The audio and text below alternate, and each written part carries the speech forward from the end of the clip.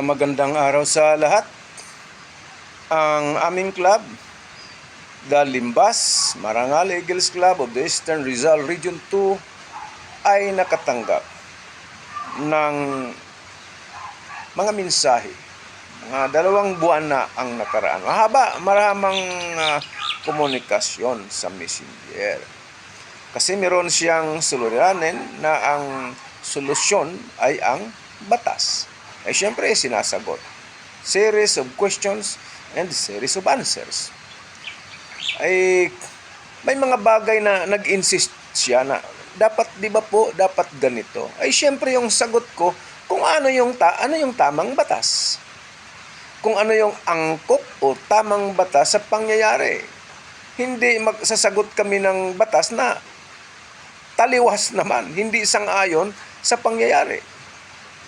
So siguro napansin niya na hindi naman kami bumibigay sa kagustuhan niya kasi ang sa aming layunin ay magbigay ng payo ayon lamang sa batas, walang iba.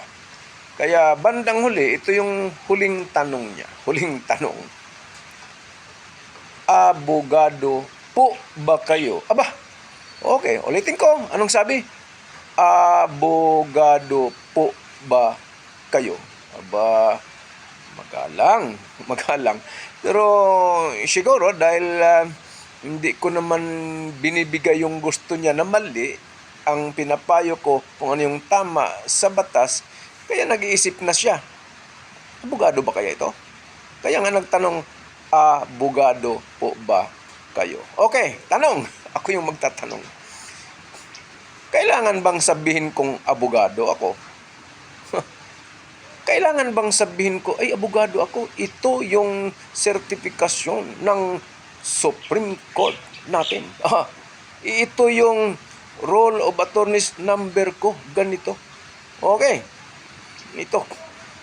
Ako'y kasapi ng Integrated Bar of the Philippines.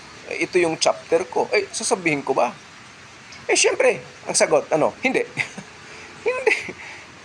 Hindi. Bakit ko sagutin? Hindi ko tungkulin na unang mga abogado na magpakita ng ito yung IBP ID ko, ito yung roll of attorneys number. Hindi namin tungkulin. Kung hindi kayo naniwala sa isang tao nang hindi abogado, pues huwag kayong lumapit. So anong gagawin itong nagtanong na ito? Babae ito. Malamang maghahanap siya ng tao na sang-ayunan siya sa mga kagustuhan niya. Hindi maghanap siya. At baka makakita naman siya ng ganung klaseng tao na baka naman hindi abogado, baka abogado at sasang-ayunan siya kung ano yung gusto niya. Sa amin dito, sa Limbas Marangal Eagles Club of the Eastern Rizal Region 2, kung ano yung tama ayon sa batas, yun lamang ang aming sasabihin. Kasi nga, batas, dapat yung totoo, right? Yung katotohanan lamang at yung totoong batas na applicable sa pangyayari.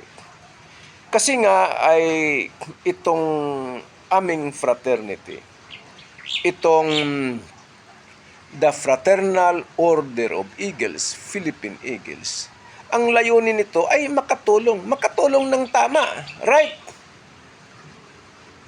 Okay, maraming salamat at ito'y mula sa the Fraternal Order of Eagles, Philippine Eagles sa pamamagitan ng Limbas Marangal Eagles Club of the Eastern Rizal Region 2. Maraming salamat at magandang araw sa lahat.